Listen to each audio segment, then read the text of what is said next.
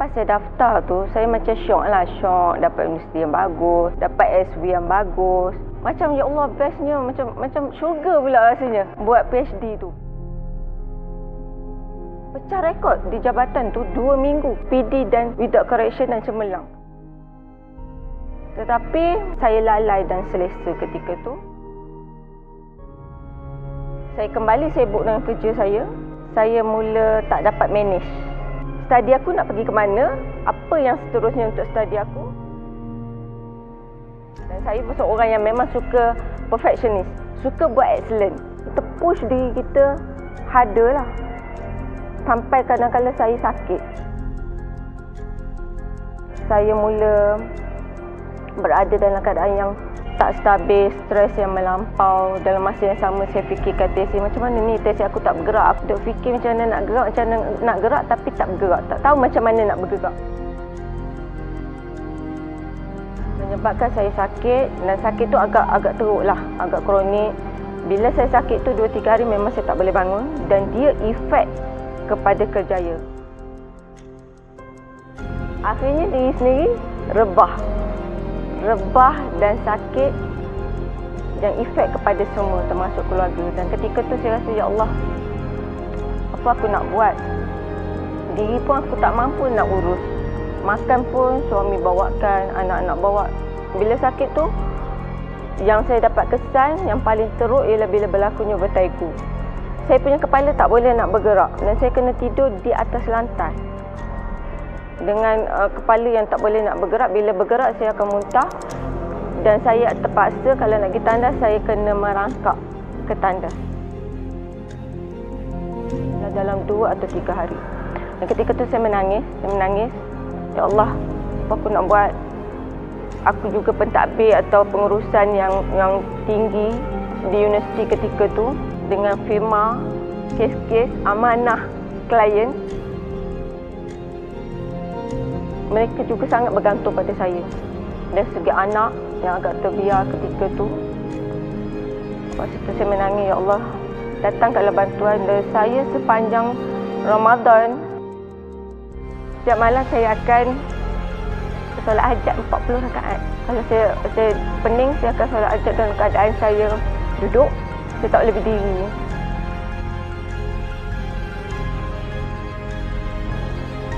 Dan satu hari Allah tunjuk dalam Ramadan tu, di penghujung Ramadan tak silap, macam Allah tunjuk sebenarnya saya sakit apa, dan saya nampak petunjuk tu menunjukkan bahawa ada bantuan yang akan datang.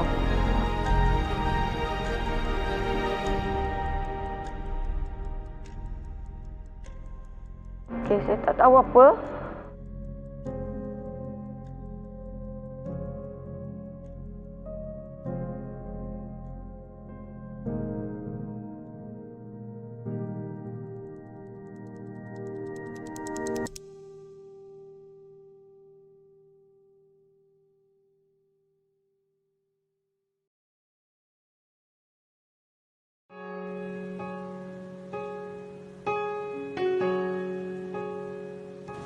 Bergetar jiwa di persada berjaya, pertemuan harapan pertama kalinya.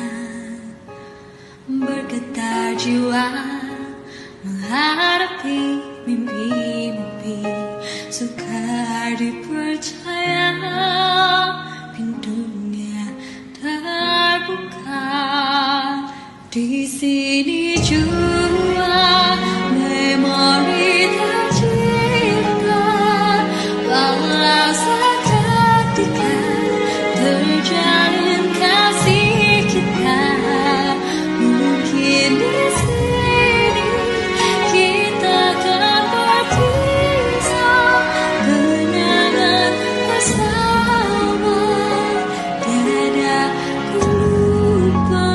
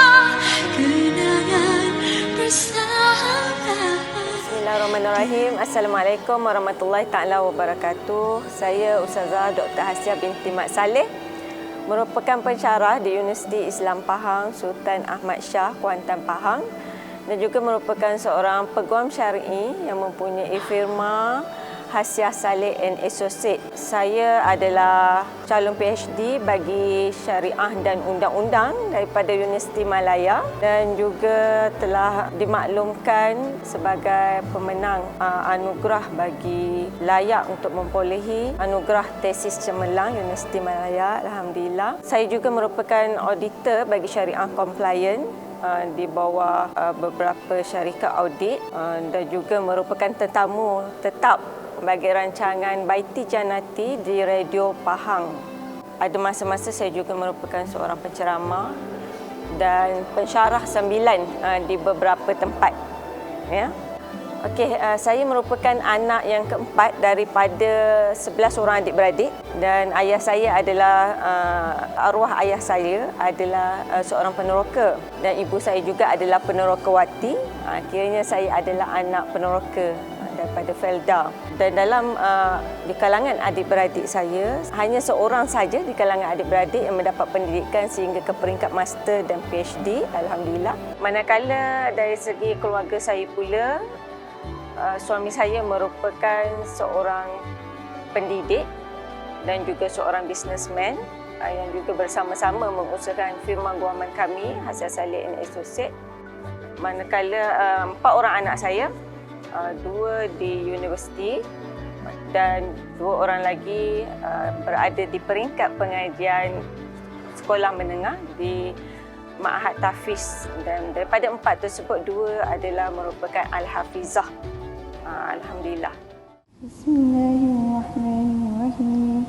Wadduha wal-layli idza saja ma wada'aka rabbuka wa ma qala wal-akhiratu khairun laka minal ula ولسوف يعطيك ربك فترضى ألم يجدك يتيما فآوى ووجدك ضالا فهدى ووجدك عائلا فأغنى فأما اليتيم فلا تقهر وأما السائل فلا تنهر وأما بنعمة ربك فحدث.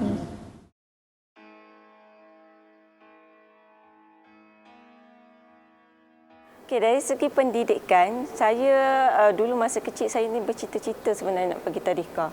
Sangat teruja nak pergi tadika. Mula-mula pendidikan saya disebabkan tak ada tadika tu, saya terus ke sekolah rendah lah, darjah 1 di sekolah kebangsaan Tanah Putih Pekan Pahang. Dan selepas pada tu sehingga ke tahun 3 saja di situ, dan menyambung pengajian ke Sekolah Kebangsaan LKTP Chini Timur 1 disebabkan oleh perpindahan ayah daripada peniaga perlu berpindah ke Felda disebabkan isu ekonomi lah. Okay, lepas tahun 6 dengan pilihan ayah, saya dihantar ke Sekolah Menengah Agama Tengku Ampuan Fatimah Pekan Pahang, dan selepas itu saya terus menyambung pengajian ke Kolej Islam Kelang Sultan Alam Shah Kisas.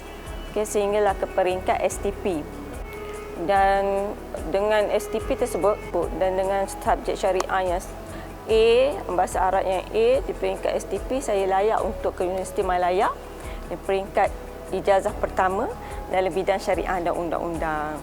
Dan selepas pada tu saya terus bekerja pada tahun 1999 tu, dan masa saya bekerja tu saya adalah pensyarah. Tu pekerjaan pertama saya, pensyarah di sebuah IPTS di Perak, Taiping Perak. So adalah pengalaman. Sepanjang saya bekerja tu, saya banyak mendapat jawatan-jawatan pentadbiran menyebabkan saya tertarik untuk menyambung pengajian dalam bidang pendidikan pula. Dan disebabkan itu, saya menyambung pengajian Master Sains Pentadbiran Pendidikan di UPM. Nampak tak, dia macam lari sikit kan bidang tu. Dan ketika itu juga saya layak untuk sebagai peguam syar'i. Masa tu saya mulakan di firma orang dulu sambil secara sambilan, dan lama-kelamaan saya dapat membuka firma sendiri pada tahun 2014. Bila dah dapat buka firma sendiri, dah lama dalam dunia sebagai pensyarah, saya bertukar daripada pensyarah di Taiping ke pensyarah di Kuantan di Pahang Skill Development Center PSDC, dan kemudian dapat ditukarkan di Kolej Islam Pahang Sultan Ahmad Shah yang sekarang ialah Universiti Islam Pahang Sultan Ahmad Shah. Dan bila di Universiti Islam Pahang Sultan Ahmad Shah tu, saya sentiasa disebut-sebut untuk menyambung pengajian di peringkat PhD. So itulah bermulanya bagaimana saya meneruskan pengajian ke peringkat PhD. Dan seterusnya kita sambung selepas ini.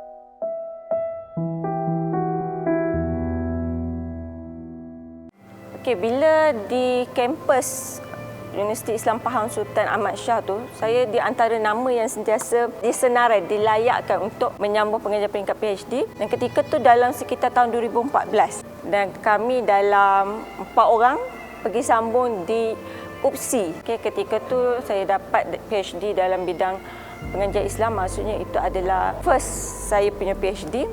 Namun ketika tu orang masa tu dalam environment kami ni tak pernah pun ada lagi orang sama PhD di universiti tersebut. Tapi masa tu keadaannya macam ada orang kata susah, tapi sebabkan seronok dah terpilih tu, saya pun pergilah dengan keadaan yang zero knowledge dan mendapat bidang yang pula bukan bidang saya, dia hanya bidang general Islamic study. Dan saya melihat rakan-rakan dengan agak struggle dan kami seolah-olah macam keseorangan. Walaupun pergi 4 tu, tapi bila masing-masing muka tu ketat saya pergi PhD tu. Muka ketat dah lah nak naik Bukit Usi tu satu hal juga. Memang saya kurang okey lah sikit perjalanan yang berbelit-belit tu dengan memikirkan PhD. Jadi dengan sogokkan yang PhD tu agak sukar, susah. PhD tu agak sukar, susah.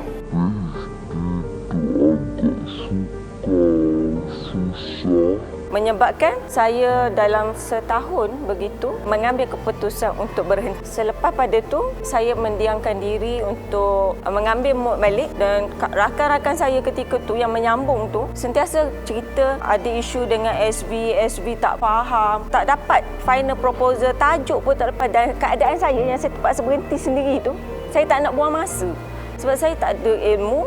Saya pergi disebabkan orang suruh saya pergi daftar. Jadi dengan sebab itu saya mengambil keputusan.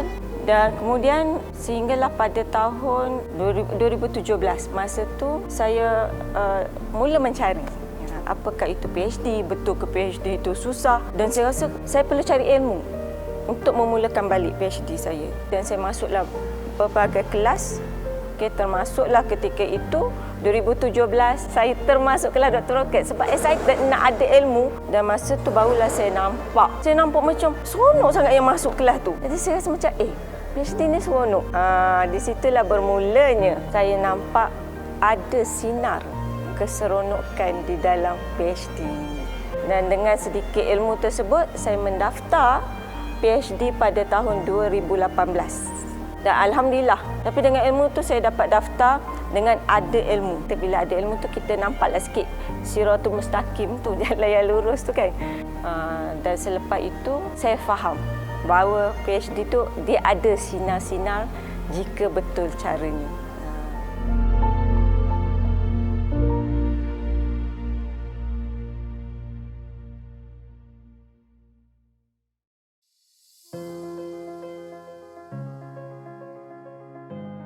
Sebenarnya saya pernah dengar bahawa Dr. Rocket ada pernah buat program di Kuantan. Tapi pada ketika tu saya tak berkesempatan pergi.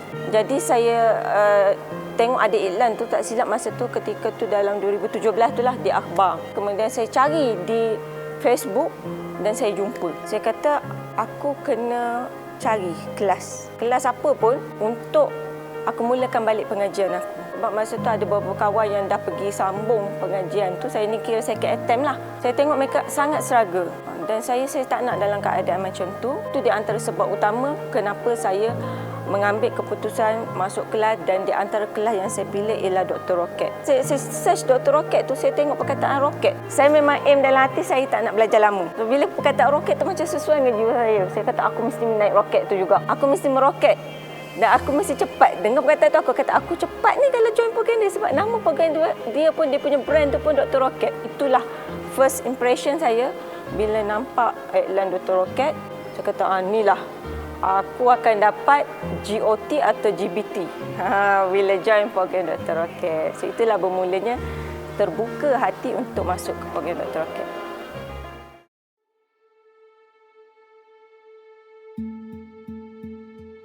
Program yang pertama ialah di KIP Hotel sekitar 2017. Tak silap saya dalam awal tahun, dalam bulan 3 macam tu.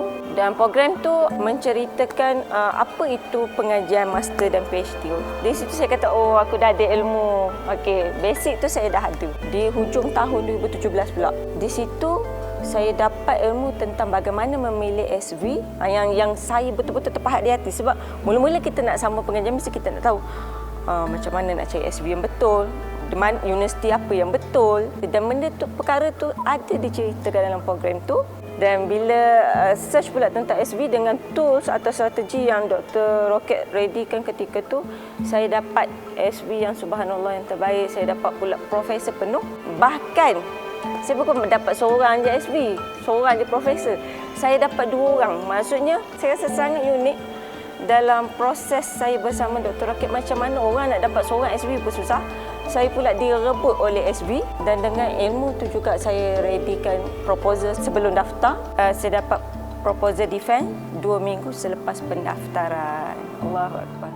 Bagaimana nak jadi bangsa master PhD? Ramai pelajar gagal siapkan tesis untuk graduate on time atau graduate before time, bukan sebab tak bijak, bukan sebab tak cukup masa, bukan sebab sibuk urus keluarga, tetapi mereka gagal dalam aspek pengurusan tesis dan pengajian. Dan saya akan bantu anda semua yang sedang dalam pengajian master dan PhD untuk hilangkan segala kesulitan dan keserabutan anda. Dengan ilmu dan formula dari saya, anda akan dapat siapkan tesis anda kurang dari 6 bulan dengan penuh kegembiraan atau terpaksa GOT. Anda belajar, kami urus. Saya akan perkenalkan kepada anda langkah awal untuk menyusun proses menyiapkan tesis master dan PhD dengan lebih sistematik, mudah dan tersusun. Sesibuk manapun anda staf kerajaan, cikgu-cikgu, ibu-ibu, usahawan, final year student, bekerja sepenuh masa, ini semua tak akan jadi masalah sekiranya anda ikut teknik-teknik yang saya formulasi. Dan teknik serta formula saya ini juga sesuai untuk anda yang belum, sedang atau tersangkut lama masa dan PhD. Walaupun anda tiada masalah apa-apa, tetapi anda nak lajukan journey master PhD anda, saya juga boleh bantu anda. Lebih 50,000 pelajar yang tak dapat siapkan tesis dah saya bantu sejak tahun 2016, dan menjelang 2023 saya nak bantu sekurang-kurangnya 60,000 orang pelajar lagi untuk memegang PhD, sekaligus membantu merealisasikan sasaran Kementerian Pengajian Tinggi Malaysia. Ingat, dah bertahun-tahun anda tak boleh siapkan tesis anda. Bukan petanda untuk anda perlu berhenti pengajian master atau PhD anda. Tetapi ini bermakna anda perlukan bantuan saya. Daftar virtual seminar dan anda akan nampak jalan untuk siapkan tesis kurang 6 bulan dari sekarang.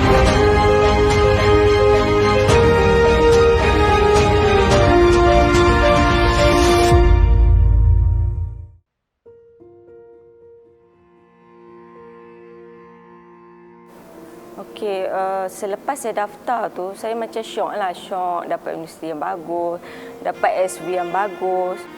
Siap SV ajak lagi pergi conference overseas, siap belanja lagi, naik flight pun tiket flight free, duduk di hotel pun free, makan tom yum Thailand itu pun free. Subhanallah, bayangkan kita ni jarang pergi overseas, SV pula belanja, okey. Macam ya Allah, bestnya, macam syurga pula rasanya buat PhD tu. Yang lagi satu yang sangat-sangat saya bersyukur, kita nak jumpa prof penuh yang sibuk ni susah, dia pula pilih Hasya duduk dengan Ana, duduk sebilik Ana. Ya Allah, di situ saya dapat tengok macam mana watak seorang profesor. Kan, kita nak jadi orang macam hebat, kita kena duduk dengan orang hebat. Tapi Allah buka jalan tu. Okey, masa tu macam dah rasa macam best. PD tu pula ada excellent. Macam pecah rekod di jabatan tu 2 minggu. Boleh teruskan apa tajuk tu, boleh teruskan apa metod tu. Tetapi saya lalai dan selesa ketika tu. Lepas dah berjaya tu, saya kembali sibuk dengan kerja saya. Saya mula tak dapat manage. Jadi, bila dah daftar tu, 2018 tu, di awal tahun, saya dah tak ada program dah. Bila tak ada program, saya lost. So, what's next? Jadi, saya pun tumpukan balik pada kerja dan saya dah mula nampak aku dah tak boleh manage. Lepas tu, saya pula memang bila kita berada di IPTS, kita punya beban mengajar itu agak berat. Dan saya pun seorang yang memang suka perfectionist, suka buat excellent, nak buat yang terbaik dan kita push diri kita harder lah. Sampai kadang-kadang saya sakit. Saya mula berada dalam keadaan yang tak stabil, stres yang melampau. Dalam masa yang sama saya fikirkan tesis, macam mana ni tesis aku tak bergerak, aku dah lah excellent dulu. Duk fikir macam mana nak gerak, macam mana nak gerak tapi tak bergerak. Tak tahu macam mana nak bergerak. Tak tahu macam mana nak bergerak. Tak tahu macam mana nak bergerak. Mauricio, I can't move it anymore. Mauricio. Menyebabkan saya sakit dan sakit tu agak teruk lah, agak kronik. Bila saya sakit tu 2-3 hari memang saya tak boleh bangun dan dia efek kepada kerjaya. Maksudnya ketika tu saya menghadapi cabaran 2K, 1P, iaitu dari segi kesihatan saya dan dari segi kerjaya. Saya tak boleh nak urus kerjaya serentak dengan urusan pengajian. Ketika tu saya tak bercuti untuk pengajian dan belum lagi diluluskan cuti belajar. Dan yang ketiga, dari segi pengurusan masa di antara kerjaya, belajar dan seorang ibu dan isteri dan keluarga. Akhirnya diri sendiri rebah dan sakit. Apa aku nak buat? Diri pun aku tak mampu nak urus. Makan pun suami bawakan, anak-anak bawa. Bila sakit tu, yang saya dapat kesan yang paling teruk ialah bila berlakunya vertigo. Saya punya kepala tak boleh nak bergerak dan saya kena tidur di atas lantai dengan kepala yang tak boleh nak bergerak. Bila bergerak saya akan muntah dan saya terpaksa kalau nak pergi tandas saya kena merangkak ke tandas. Dan dalam seminggu biasanya sekali dan terlantar tu adalah dalam 2 atau 3 hari. Dan ketika tu saya menangis, ya Allah, apa aku nak buat? Aku juga pentadbir atau pengurusan yang tinggi di universiti ketika tu dengan firma, kes-kes amanah klien. Memang suami boleh urus, suami boleh tolong, tapi dari segi mereka juga sangat bergantung pada saya. Dari segi anak yang agak terbiar ketika tu, bila kerjaya kita merosot, kesihatan merosot, kewangan pun merosot. Hampir-hampir ketika tu rumah nak kena lelong. Dan saya juga sebenarnya kereta saya hanya menggunakan ketika itu kereta kawan yang bagi pinjam. Sebab kereta pun nak kena tarik. Masa tu saya menangis, ya Allah, datangkanlah bantuan. Dan saya sepanjang Ramadan, setiap malam saya akan solat hajat 40 rakaat. Solat hajat 40 rakaat. Kalau saya pening, saya akan solat hajat dalam keadaan saya duduk. Saya tak boleh berdiri. Dan satu hari Allah tunjuk dalam Ramadan tu, di penghujung Ramadan tak silap, ada yang menyatakan, datanglah macam Allah tunjuk sebenarnya saya sakit apa. Dan saya nampak petunjuk tu menunjukkan bahawa ada bantuan yang akan datang. Okay, saya tak tahu apa. Dan sehinggalah pada bulan 10 2019 kawan saya bagi tahu yang pernah kami join sama-sama di Keep Hotel di program awal Dr. Rocket yang program sehari-sehari tu. Dia mesej saya. Dia kata, "Kak, apa khabar? Kita kan sama-sama daftar awal 2018. Tesis akak di mana?" Bayangkan 2018 daftar.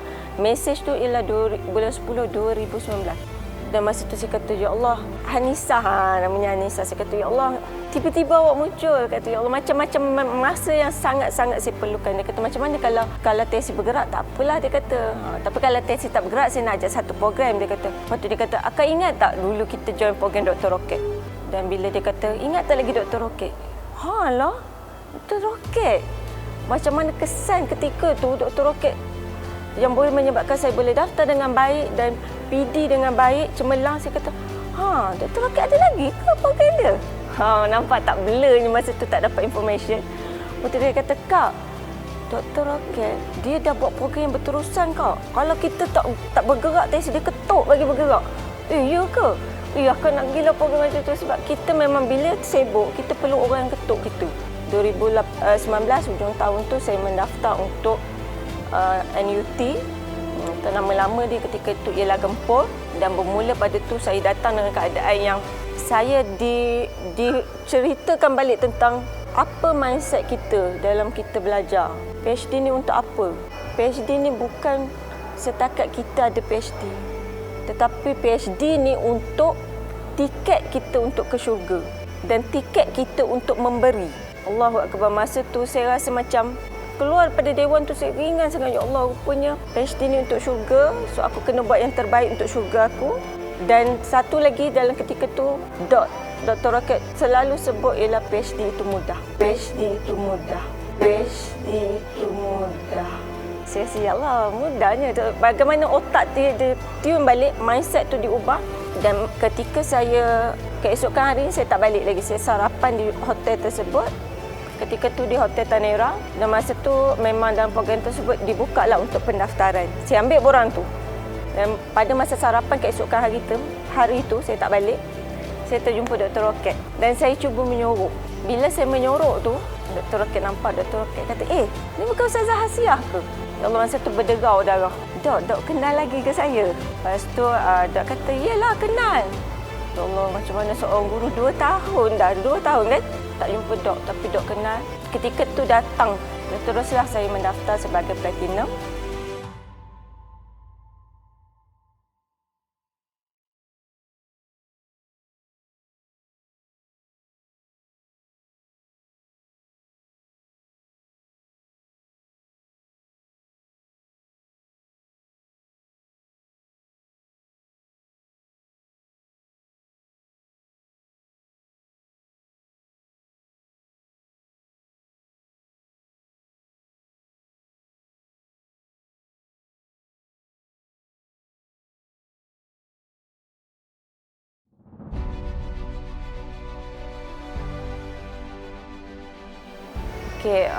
Alhamdulillah selepas bertemu Dr. Rocket, saya tahu exit plan saya. Saya nampak ending saya dan saya mula bertindak. Saya mula bertindak bagaimana membuat tesis.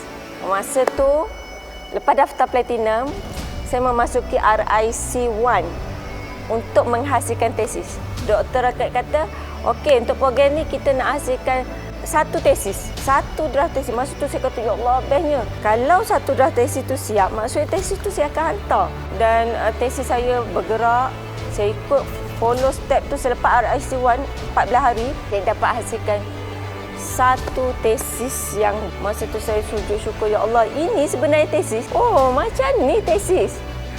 Tak pernah terbayangnya kita akan ada tesis. Dan saya terus melangkah, buat, terus menulis. Namun dalam perjalanan tersebut, saya banyak sangat ujian. Bukanlah bila kita berada dalam Dr. Rocket tu kita tak ada ujian. Pernah satu ketika, saya datang adalah untuk mengambil anugerah inovasi daripada tesis saya. Subhanallah, bukan dapat, masa tu saya dah dapat anugerah inovasi antarabangsa. Saya dah datang nak ambil, tiba-tiba banjir kilat. Semua mungkin tahu ketika itu banjir kilat di Shah Alam dan bagaimana saya tak dapat keluar daripada situ. Ya Allah. Tetapi dengan adanya rakan-rakan dalam platinum, Saya dapat banyak bantuan, saya dapat rakan-rakan pula teman saya di tempat yang kami terkepung. Bayangkan. Dan dalam keadaan tak ada elektrik, kami masih berkongsi power bank dan dapat menulis tesis dikelilingi oleh air banjir di sekeliling bangunan itu. Dan dalam perjalanan itu juga, ketika hampir nak menghantar tesis untuk viva, kita nak hantar full submission, SV saya didapati atau suspek mempunyai sakit yang menyebabkan dia perlu major operation di kepala. Dan ketika tu beliau, sehingga keadaan beliau koma. Dan masa tu kalau saya tak berada dalam proses ni, saya tak tahu apa nak buat ketika SV koma. Saya mungkin akan sedih sebab saya saat nak hantar tesis. Dan tesis tu dia perlu disemak oleh SV tersebut. SV tak sempat semak. SV kedua saya ketika tu sangat-sangat gembira dah. Dia kata, you boleh hantar dengan keadaan insya-Allah sempat untuk JOT. Dia kata. Okay, saya kata yes, kita akan buat surprise untuk SV yang sakit. Tapi tiba-tiba SV tu tanya, tapi SV yang sakit tu dah semak belum? Saya cuba mendapatkan maklumat pada SV tu dan dimaklumkan oleh keluarga SV saya koma. Allahu Akbar. Masa tu saya kata, saya macam tak ada harapan. Kalau macam mana kalau SV saya tak dapat kembali semula. Saya macam fikir, ya Allah, daripada kalau Prof saya tak hidup, Allah ambil beliau. Saya kata, macam mana saya nak teruskan dengan beliau punya correction dan penilaian akhir itu sangat penting. Tajuk itu juga menyebabkan perjalanan PhD saya sangat luar biasa sebab dia adalah sesuatu yang baru dalam bidang saya. Ya, dalam bidang undang-undang sebab belum ada undang-undang warga emas. Dan bagaimana tesis itu menghasilkan satu asas kepada undang-undang Islam warga emas. Dan setiap pagi SMS SB itu tak balas dah lah. Dan sebelum beliau sakit, beliau pernah tegur saya, tak payahlah apa sentimental sangat Asia. Dia kata pagi-pagi nak saya sayang Prof apa khabar, moga Prof sihat. Dia tak nak, dia kata kita happy-happy je sebagai pelajar di SV, dia kata. Dan bila beliau sakit tu saya dah tak dapat reply, saya rasa sunyi. Saya solat je 4 pagi sejak beliau sakit dah koma tu, saya bangun 4 pagi. Saya akan solat hajat untuk beliau dan saya akan hantar mesej, Prof, saya bangun, saya doakan Prof. Saya bangun, saya doakan Prof. Prof kena kuat untuk terus sihat. Prof kena kuat untuk melihat undang-undang warga emas Islam itu ada di Malaysia. Saya kata macam tu.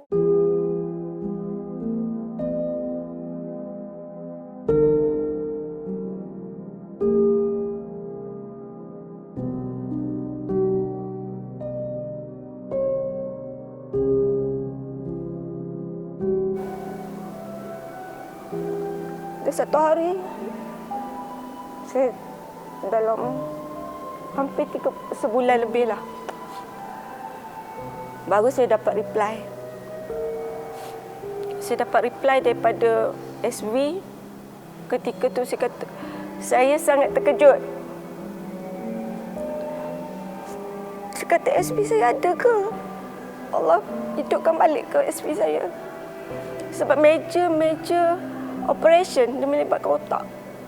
Ya, dia ada macam sama ada ketumbuhan atau kanser di antara otak dan tengkorak. Dan bila saya dapat mesej tu, saya sujud syukur. Saya reply, Prof okey. Lepas tu dapat reply yang kedua, ini bukan Prof, ini anak Prof. Prof suruh tolong type. Apa mesej yang saya dapat tu? Mesej tu bertulis, Asia, terima kasih kerana mendoakan saya selama saya sakit. Doa awak yang menyebabkan saya kuat. Sebab anak saya baca doa awak. Terima kasih, doa itu sangat saya perlukan, sangat penting untuk saya. Ya Allah, masa itu saya rasa bernilainya doa anak murid ni untuk guru, untuk SB masing-masing. Dan saya mula mesej balik dan yang reply tu adalah anaknya dalam seminggu 2 juga. Lepas tu barulah saya dapat mesej yang agak tak berapa betul. Rupanya Prof mesej dia kata jari saya dah mula boleh bergerak dan saya dah boleh tekan handphone. Dan masa antara Prof koma tu, saya kena decide. Saya perlu hantar untuk JOT atau saya perlu delay JOT saya. SV kedua kata, hantar je. Dan subhanallah saya mula semayang hajat balik. Dan saya bertanya Dr. Roket ketika tu, saya perlu buat keputusan. Dan di situlah ketika tu perlunya dalam proses PhD ni, kita perlu ada seorang guru yang sentiasa lead kita, sentiasa bagi panduan ke kita, guidance kepada kita. Apa yang perlu, apa yang tak perlu, apa yang betul, apa yang tak betul. Sebab sebagai orang yang masih dalam pengajian, kita tak nampak sebab kita belum melalui. Dan antara perkara yang saya faham ketika tu, maksudnya saya terbaik, saya dapatkan 2 pengesahan tesis itu adalah yang terbaik untuk saya hantar daripada prof saya. Jadi saya tunggu sampai prof saya sihat. So saya delay lah untuk submission full tesis. NOS saya dah expired disebabkan saya menunggu SV saya. Tapi saya percaya, ya Allah, saya percaya pengorbanan saya ni, saya mohon Allah ganti perkara yang sangat baik. Pada ketika tu saya no choice. Kalau saya tak dapat JOT, saya kata saya no choice, saya mesti cemerlang. Sebab sebagai pelajar Islam, saya mesti dapat anugerah juga. Itu mentaliti saya. Ya? Dan bila SV dah sihat, saya jumpa SV. Saya adalah orang yang pergi ke rumah SV dan keadaan SV yang masih bercakap, tak berapa boleh bercakap. Sebab dia ada kesan.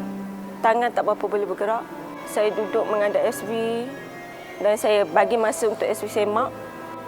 Dan masa tu saya banyak berdikari, banyak rujuk pada SV yang kedua. Tetapi support daripada proses Dr. Roket, rakan-rakan menyebabkan saya kuat meneruskan. Dan saya yakin ND saya ialah ND yang terbaik. Sebab saya hormat guru. Saya jaga guru saya doakan guru saya. Saya yakin barokah dia ada kat situ. Dan alhamdulillah saya dapat hantar tesis yang telah disemak oleh Prof yang sudah sihat. Dan bila Prof sihat, bahkan saya dapat pula jemputan untuk sebuah pusat warga emas atau bandar pintar warga emas pertama di Malaysia yang akan dibangunkan di Pahang.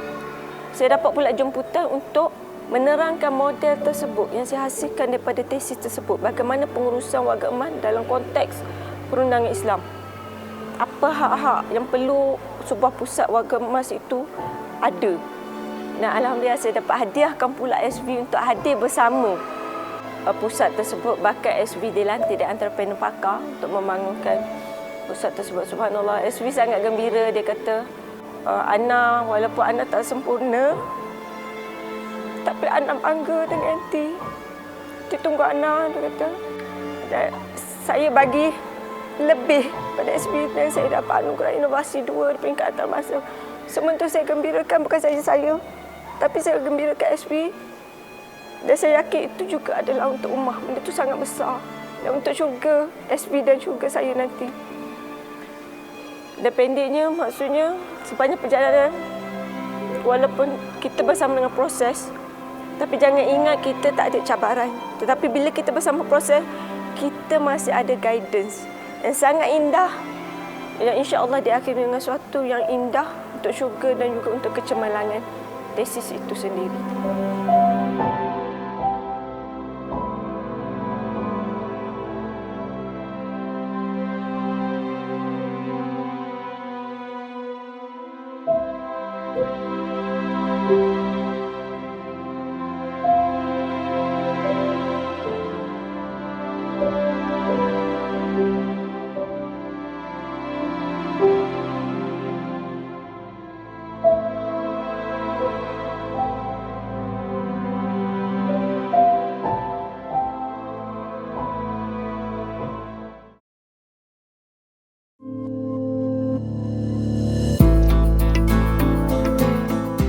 saya dapat sangat manis kehidupan lah.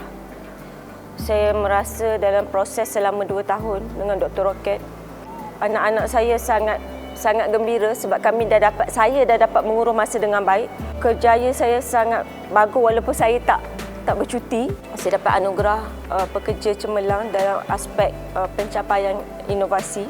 Saya dapat anak-anak dalam proses 2 tahun tu, 2020 seorang anak perempuan saya berjaya sebagai Al-Hafizah, lengkapkan 30 juzuk, dan 2021 seorang lagi Al-Hafizah. Saya dapat mencapai BMI saya yang stabil until now. Vertigo dan kesakitan itu selepas 3 bulan, alhamdulillah. Saya tidak ada lagi pening, vertigo tersebut atau depression. Alhamdulillah. Firma saya bergerak dalam PKP, orang lain tak boleh buka dah firma. Maksudnya kehidupan saya sebelum Viva tu dalam proses ini sangat-sangat luar biasa, sangat-sangat baik, dan saya dapat jaga ibu saya dengan baik. Ibu saya nak duduk dengan saya, Allahu Akbar. Bahkan saya dapat renovation rumah mengikut cita rasa ibu saya. Saya tak dapat bayangkan benda tu. Orang kan tengah belajar, duit pun tak cukup kalau ikut kan. Dalam 2 hari sebelum Viva macam tu, dia dah proses, meja tu dah siap. Kiranya agak tenang lah. Saya dapat tengok mak saya pun dapat tengok inilah rumah, bilik mak yang mak nak ada toilet sebab COVID ni mak tak nak campur orang. Saya 2 minggu sebelum Viva baru saya dapat tahu saya nak Viva. Itu pun secara verbal, surat black and white. Seminggu sebelum Viva baru dapat surat. Bayangkan, Allahu Akbar. Dan lah kita ni memang nekat nak tesis cemerlang. Tak tahulah, maksudnya lintang pukang saya mesti siapkan juga. Tapi bantuan Allah tu, ramai kawan-kawan yang nak tolong saya untuk ada apa-apa nak tolong. Hatta slide saja tak silap saya dalam 8 atau 9 orang nak tolong tengokkan slide saya. Ada yang nak tolong saya skrip Viva. Dan kawan-kawan yang datang siap tanya, kita nak check wifi, nak turun sama-sama check wifi. Sehinggalah abang saya balik daripada Singapura, abang sulung saya, dia seorang-seorangnya pendekar dalam keluarga saya.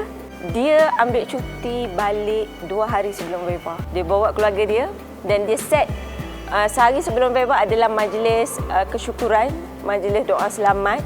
Semua keluarga kami berkumpul, yang mana kawasan lain turun, dan kebetulan masa tu Ramadan. Masa tu abang saya cakap, why not, dia kata, duduk di tempat abang ada. Sebab senang, mak nak datang abang ada. Kalau pilih tempat yang hotel yang berbeza, mak ni nak tengok abang lagi, abang balik jarang-jarang.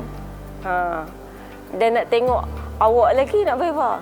Saya kata, tak you juga. Dan dia kata, abang belanja hotel tersebut. Petang tu juga sebelum Viva, kawan-kawan datang sehingga kita sediakan bilik. Ada bilik-bilik untuk kawan-kawan, bilik-bilik untuk keluarga juga. Dia dah menjadi macam nak kenduri lah pula gayanya. Orang nak Viva takut kan. Sebelum Viva tu macam, hai, siap dengan kenduri lagi, siap bising lagi. Dah masuk dalam Facebook saya akan Viva dengan doa-doa. Dan cukup cantik sebelum Viva tu, mentor iaitu Dr. Rocket dah bagi apa perkara-perkara yang perlu dibuat, guidance sebelum Viva. Dan semua tu takkan dapat kecuali kita dalam proses. Soalan spot, soalan-soalan bocor pun ada dikumpulkan. Ini adalah daripada research atau analisis Dr. Rocket sendiri dan juga daripada kawan-kawan yang sama-sama. Bayangkan, cukup cantik preparation tersebut. Dan sehingga pada hari Viva, apa pula yang berlaku? Allahu Akbar, hari Viva pagi tu, kalau orang nak Viva, bagi saya lah, kalau saya, biasa-biasa saya memang boleh bayangkan saya akan duduk ketakutan, tunggu, duduk sorang-sorang, depan laptop. Dan tak nak pergi ke mana lah. Kan? Ketak tu tak tahu nak cakap. Tapi pagi tu saya kata, aku nak pergi pantai, saya boleh morning walk kat pantai, okey? Saya nak ambil suasana yang tenang, okey. Saya nak visual lah betul-betul kecemerlangan saya masa tu, saya visual lah dah. Saya dah macam saya terdengar apa yang Azmina akan umumkan pada saya. Dan saya boleh buat live lagi. Homework Dr. Rocket saya boleh buat live lagi. Pagi tu, dengan topik-topik saya di channel Dr. Suri Cinta tu.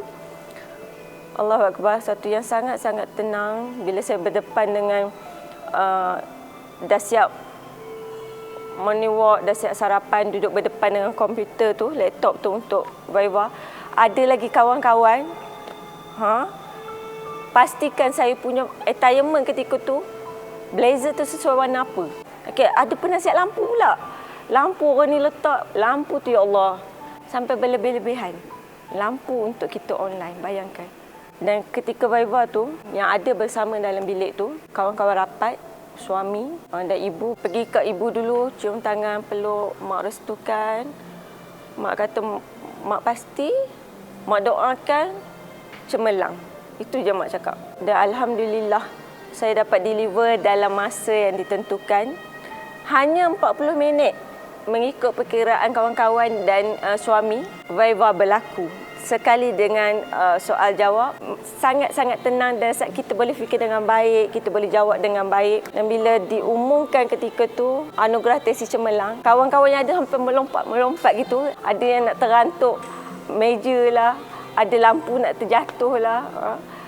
Dan itulah saya sangat manis bila mana examiner mengumumkan bahawa anda layak memperolehi anugerah dan dicalonkan sebagai anugerah tesis cemerlang Universiti Malaya. Allahu Akbar, satu nikmat yang sangat indah, yang saya rasa sangat berbaloi dengan proses dan ujian yang saya lalui, kesakitan dan semua tu Allah bagi sangat komplit.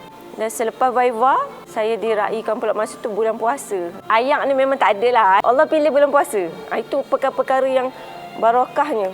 Bila kita dalam keadaan yang buat untuk syurga Allah. Lepas Viva, kami iftar sama-sama dan Dr. Rocket turun. Dan kalau nak ceritanya masa saya nak check out daripada hotel tu, hadiah saja pun dah 2 troli. 2 troli. Tak tahu nak sumbat kat mana. Kereta, dalam kereta saya tu. Dan saya juga ketika tu juga dapat bersama-sama meraihkan kawan-kawan lain yang telah Viva.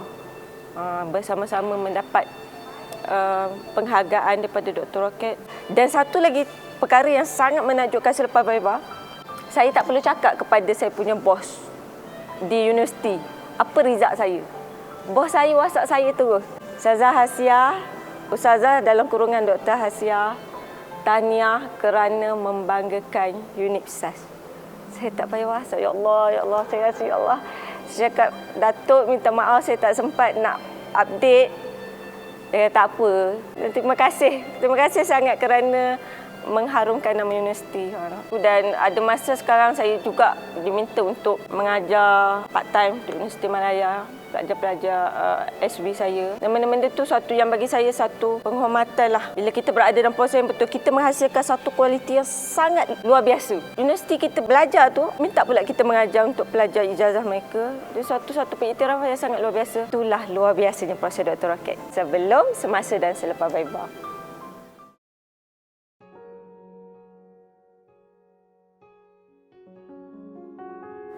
Okay, Alhamdulillah, bila dikatakan tesis cemerlang, skala 1 tu, dia adalah without correction. Alhamdulillah. Cumanya saya kena betulkan sedikit macam daripada nombor 8 kepada nombor 9. Benda-benda yang memang orang proofread pun terlepas. Dan saya boleh siapkan dalam masa 2 hari je. Sehari saya ambil masa untuk tidur. Rehat.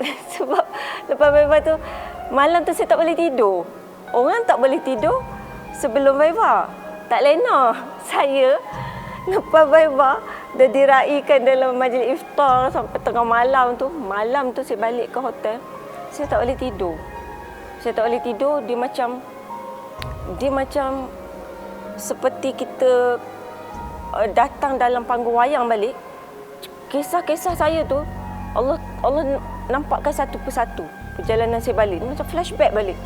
Sampai saya tak boleh lena. Ya Allah, macam ni. Dan pagi esok tu, lepas subuh, lepas duha tu, saya lena. Memang sehari tu saya lena. Tengah hari saya check out, balik rumah sambung balik lena. Sambung tidur. Dan memang saya tak sentuh tesis masa tu. Esok kan tu baru saya buat benda-benda yang sikit tu. Dan benda yang saya rasa saya perlu betulkan sikit, yang examiner tak sentuh pun. Saya nak dibuat dengan sempurna dan cantik dan saya buat. Saya siap. 2 hari tu memang saya dah siap. Itu kelebihan bila kita without correction tu, dia tak ada kesilapan langsung dari segi konten, analisis, jadual dan sebagainya. Cuma yang ada mungkin sedikit typo-typo, itu memang dalam kategori without correction. Sebab tak ada manusia yang sempurna. Azmin berkata, tengok sikit-sikit kalau dia typo tu sekali lagi. Dia kata gitu je. Tapi dia kata setakat ni tak ada. Alhamdulillah. Tapi saya sendiri yang nampak. Kita sendiri tahu. Okay, itu dia. Semuanya bagiku terindah, ku ingat dibuat selama-lamanya. Di sini jua memori tercipta, walau seketika terjalin kasih kita. Mungkin di sini kita kan berpisah, kenangan bersama tiada ku lupa. Mungkin di sini kita kan berpisah, kenangan bersama, kenangan bersama, kenangan bersama.